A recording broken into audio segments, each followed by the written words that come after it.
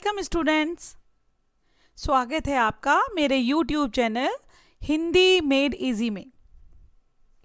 प्रत्येक मनुष्य कभी न कभी एकाकी होने पर गुनगुनाता है और उसमें तन्मय होकर आनंद अनुभव करता है। इस तरह गुनगुनाते हुए जब कुछ सरस शब्द आते हैं तो उनमें लय, गति और यति होने से उसके स्वर में मधुरता आ जाती है, तो उसे विशेष सुख मिलता है। तो लय, गति और यति सहित रचना को छंद कहते हैं। आज हम उसी छंद के बारे में जानेंगे। छंद किसे कहते हैं? छंद शब्द चंद धातु से बना है, जिसका अर्थ है खुश करना। हिंदी साहित्य के अनुसार अक्षर, अक्षरों की संख्या, मात्रा, गणना, यति, गति इनसे संबंधित किसी भी विषय पर रचना को छंद कहा जाता है। छंद को अंग्रेजी में मेटा और कभी कभी वर्स भी कहते हैं। छंद के अंग, इसमें पहला है चरण और पाद और दूसरा है वर्ण और मात्रा। चरण और पाद क्या होता है? एक छंद में 4 चरण होते हैं। चरण छंद का चौथा हिस्सा होता है। चरण को पाद भी कहा जाता है। हर पाद में वर्णों या मात्राओं की संख्या निश्चित होती है। तो चरण के प्रकार हैं, पहला है समचरण और दूसरा है विषम चरण। अब जो ये समचरण होता है, दूसरे और चौथे चरण को हम समचरण कहते हैं और पहले और तीसरे चरण को हम विषम चरण कहते हैं। दूसरा है वर्ण और मात्रा। छंद के चरणों को वर्णों की गणना के अनुसार व्यवस्थित किया जाता है। छंद में जो अक्षर प्रयोग होते हैं उन्हें वर्ण कहते हैं। तो मात्रा की दृष्टि से वर्ण के प्रकार हो गए। पहला हो गया लघु या ह्रस्व, दूसरा है गुरु या दीर्घ। अब ये लघु या ह्रस्व क्या है? जिन्हें बोलने में कम समय लगता है उन्हें लघु और ह्रस्व स्वर कहते हैं। तो इनका चिन्ह क्या है? खड़ी मात्रा। दूसरा है गुरु या दीर्घ, जिन्हें बोलने में लघु वर्ण से ज़्यादा समय लगता है, उन्हें गुरु या दीर्घ वर्ण कहते हैं और इनका चिन्ह ये विसर्ग की भांति होता है। छंद के अंग, अंग हैं पहला मात्रा, दूसरा यति, तीसरा गति, चौथा तुक और पांचवा गण। छंद में मात्रा का अर्थ, तो वर्ण के उच्चारण में जो समय लगता है उसे ही मात्रा कहा जाता है। अर्थात वर्ण को बोलने में जो समय लगा उसे मात्रा कहा और उच्चारण काल की अवधि ही मात्रा कहलाती है। यति क्या है? पद्य का पाठ करते समय गति को तोड़कर जो विश्राम दिया जाता है, रुका जाता है, उसे यति कहते हैं। इसे विराम और विश्राम भी कहा जाता है। इनके लिए अल्पविराम, ये जो कॉमा, ये एक खड़ी पाई, 2 या क्वेश्चन मार्क, एक्सक्लामेटरी, ये जो विस्मय आदि चिन्ह है, ये निश्चित होते हैं। हर छंद में बीच में रुकने के लिए कुछ स्थान निश्चित होते हैं। इसी रुकने को विराम या यति कहा जाता है। यति के ठीक ना रहने से छंद में यति भंग दोष आ जाता है।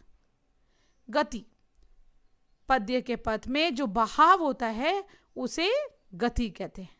इसके ठीक ना रहने पर गति भंग दोष आ जाता है। इसी प्रकार चौथा है तुक। समान उच्चारण वाले शब्दों के प्रयोग को ही तुक कहा जाता है।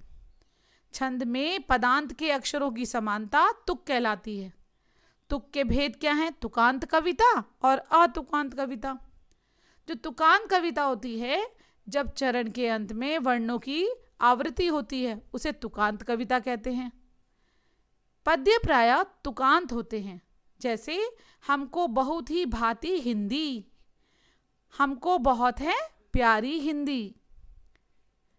आतुकांत कविता, जब चरण के अंत में वर्णों की आवृत्ति नहीं होती उसे अतुकांत कविता कहते हैं। नई कविता अतुकांत होती है, जैसे काव्य सर्जक हूँ, प्रेरक तत्वों के अभाव में लेखनी अटक गई है, काव्य सृजन हेतु तलाश रहा हूँ उपादान। यहाँ पे कोई तुक नहीं है, सारा अतुकांत कविता है। गण 5वें नंबर पे, मात्राओं और वर्णों की संख्या और क्रम की सुविधा के लिए 3 वर्णों के समूह को गण मान लिया जाता है। वर्णिक छंदों की गणना गण के क्रमानुसार की जाती है। 3 वर्णों का एक गण होता है, गणों की संख्या 8 होती है। यगण, तगण, लगण, रगण, जगण, भगण, नगण, सगण आदि। तो गण को जानने के लिए पहले उस गण के पहले 3 अक्षरों को लेकर आगे के 2 अक्षरों को मिलाकर वह गण बन जाता है। छंद के प्रकार, पहला है मात्रिक छंद, दूसरा वर्णिक छंद, तीसरा वर्णिक वृत्त छंद और चौथा है मुक्त छंद। अब इसमें जो मात्रिक छंद है, मात्रा की गणना के आधार पर जब पद की रचना की जाए तो वो मात्रिक छंद कहता है। जैसे बंदो गुरु पदम पदु परागा, सुरुचि सुबास सरस अनुरागा। यहाँ पर जो है मात्राओं की संख्या लघु, गुरु, यति, गति के आधार पर पद रचना की गई है। मात्रिक छंद के भेद, पहला है सममात्रिक छंद, दूसरा अर्धमात्रिक छंद, तीसरा विषम मात्रिक छंद। जो सममात्रिक छंद है, जहाँ पर छंद में सभी चरण समान होते हैं, उन्हें सममात्रिक छंद कहते हैं। जैसे देखिए, मुझे नहीं ज्ञात कि मैं कहाँ हूँ, प्रभो यहाँ हूँ अथवा वहाँ हूँ। अर्धमात्रिक छंद, जिसमें पहला और तीसरा चरण एक समान होता है तथा दूसरा और चौथा चरण उनसे अलग होते हैं लेकिन आपस में एक जैसे होते हैं, इन्हें अर्धमात्रिक छंद कहते हैं। तीसरा है विषय मात्रिक छंद, जहां चरणों में 2 चरण अधिक समान ना हो उसे विषम मात्रिक छंद कहते हैं। ऐसे छंद प्रचलन में कम होते हैं, इनको विषम मात्रिक छंद कहा जाता है। वर्णिक छंद, जिन छंदों की रचना को वर्णों की गणना और क्रम के आधार पर किया जाता है उन्हें वर्णिक छंद कहते हैं।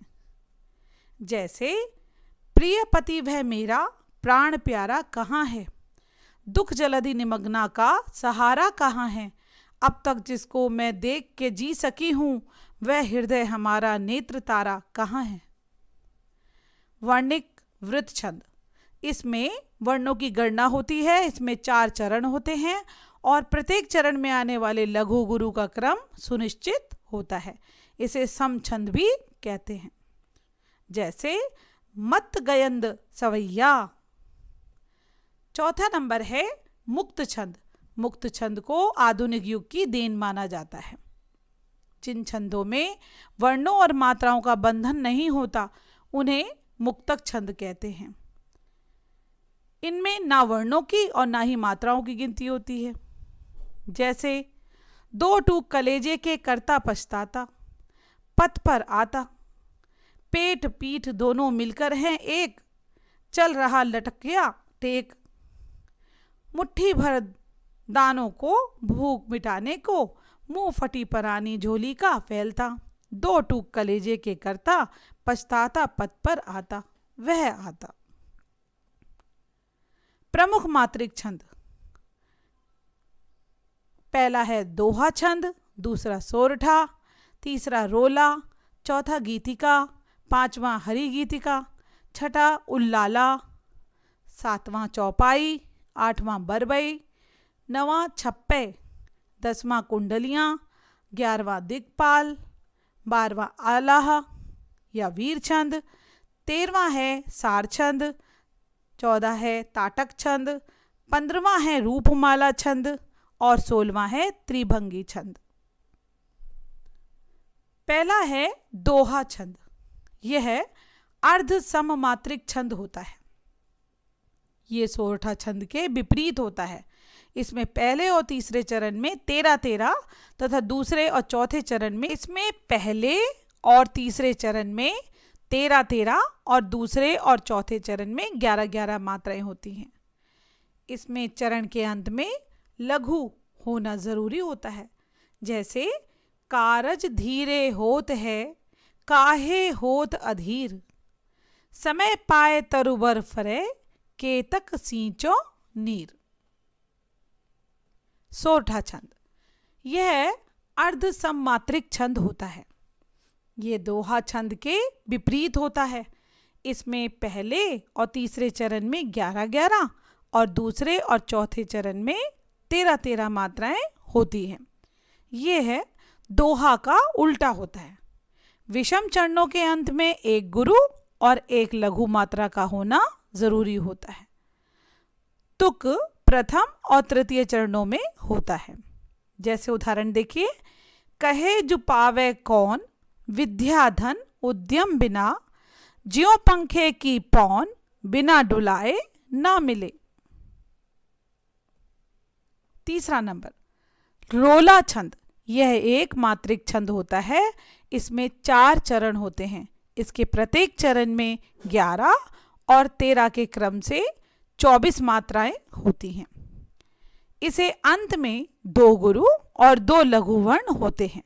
जैसे नीलांबर परिधान, हरित पट पर सुंदर है, सूर्य चंद्र युग मुकुट, मेखला रत्नाकर है, नदियां प्रेम प्रवाह, फूल तारे मंडन है, बंदी जन खग वृंद, शेष फन सिंहासन है। चौथा है गीतिका छंद। यह मात्रिक छंद होता है। इसके 4 चरण होते हैं और हर चरण में 14 और 12 के करण से 26 मात्राएं होती हैं और अंत में लघु और गुरु होता है। जैसे हे प्रभु आनंद दाता ज्ञान हमको दीजिए, शीघ्र सारे दुर्गुणों को दूर हमसे कीजिए, लीजिए हमको शरण में, हम सदाचारी बने, ब्रह्मचारी धर्म रक्षक, वीर व्रतधारी बने। 5वें नंबर पे आता है हरि गीतिका छंद।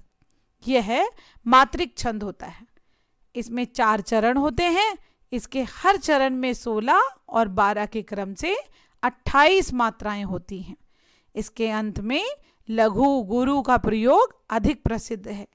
जैसे मेरे इस जीवन की है तू सरस साधना कविता, मेरे तरु की तू कुसुमित प्रिय कल्पना लतिका, मधुमय मेरे जीवन की प्रिय है तू कल कामिनी, मेरे कुंज कुटीर द्वार की कोमल चरण गामिनी।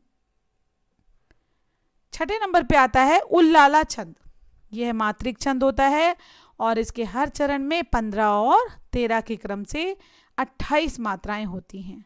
जैसे करते अभिषेक पयोद हैं बलिहारी इस वेश की, हे मातृभूमि तू सत्य ही सगुण मूर्ति सर्वेश की।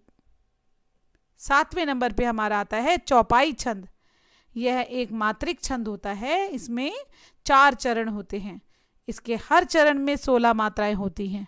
चरण के अंत में गुरु या लघु नहीं होता, लेकिन 2 गुरु और 2 लघु हो सकते हैं। अंत में गुरु वर्ण के होने से छंद में रोचकता आ जाती है। जैसे इह विधि राम सबहि समझावा, गुरुपद पदम हर्ष सिरनावा। विषम छंद। इसमें पहले और तीसरे में 12 और दूसरे और चौथे में 7 मात्राएं होती हैं। सम चरणों के अंत में जगन और तगन के आने से मिठास बढ़ती है। यति को प्रत्येक चरण के अंत में रखा जाता है। जैसे चंपक हरवा अंग मिली अधिक सुहाए, जान परे सिय हियरे जब कुमलिहाए। 9वें नंबर पे आता है छप्पे छंद। इस छंद में 6 चरण होते हैं। प्रत्येक 4 चरण रोला छंद के होते हैं और अंत में 2 चरण उल्लाला छंद के होते हैं। प्रथम 4 चरणों में 24 मात्राएं और बाद के 2 चरणों में 26-26 या 28-28 मात्राएं होती हैं। जैसे नीलांबर परिधान हरित पट पर सुंदर है, सूर्य चंद्र युग मुकुट मेखला रत्नाकर है, नदियां प्रेम प्रवाह फूल तो मंडन है, बंदी जन खग वृंद शेष फन सिंहासन है, करते अभिषेक पयोद हैं बलिहारी इस वेश की, हे मातृभूमि तू सत्य ही सगुण मूर्ति सर्वेश की। 10वें नंबर पे आते हैं कुंडलियां छंद। कुंडलियां विषम मात्रिक छंद होता है। इसमें 6 चरण होते हैं। शुरू में 2 चरण दोहा और बाद के 4 चरण उल्लाला छंद के होते हैं। इस तरह हर चरण में 24 मात्राएं होती हैं। जैसे घर का जोगी जोगना, आन गांव का सिद्ध, बाहर का बक हंस है, हंस घरेलू गिद्ध। हंस घरेलू गिद्ध उसे पूछे ना कोई, जो बाहर का होए समादर व्याता सोई। चित्तवृत्ति ये दूर कभी ना किसी की होगी, बाहर ही धक्के खाएगा घर का जोगी। 11वें नंबर पे आता है दिग्पाल छंद। इसके हर चरण में 12-12 के विराम से 24 मात्राएं होती हैं। जैसे हिमाद्री तुंग श्रृंग से प्रबुद्ध शुद्ध भारती, स्वयं प्रभा समुज्ज्वला स्वतंत्रता पुकारती। अमर्त्य वीर पुत्र तुम दृढ़ प्रतिज्ञ सो चलो, प्रशस्त पुण्य पंथ है बड़े चलो बड़े चलो। 12वें नंबर पे आते हैं आला या वीर छंद और इसमें 16-15 की यति से 31 मात्राएं होती हैं। 13वें नंबर पे आता है सार छंद। इसे ललित पद भी कहते हैं। सार छंद में 28 मात्राएं होती हैं। इसमें 16-12 पर यति होती है और बाद में 2 गुरु होते हैं। 14 नंबर पे तांटक छंद। इसके हर चरण में 16-14 की यति से 30 मात्राएं होती हैं।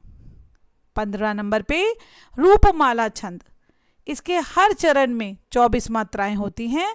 14 और 10 मैट्रन पर विराम होता है और अंत में गुरु लघु होना चाहिए।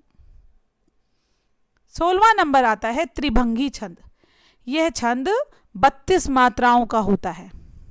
10, 8, 8 और 6 पर यति होती है और अंत में गुरु होता है।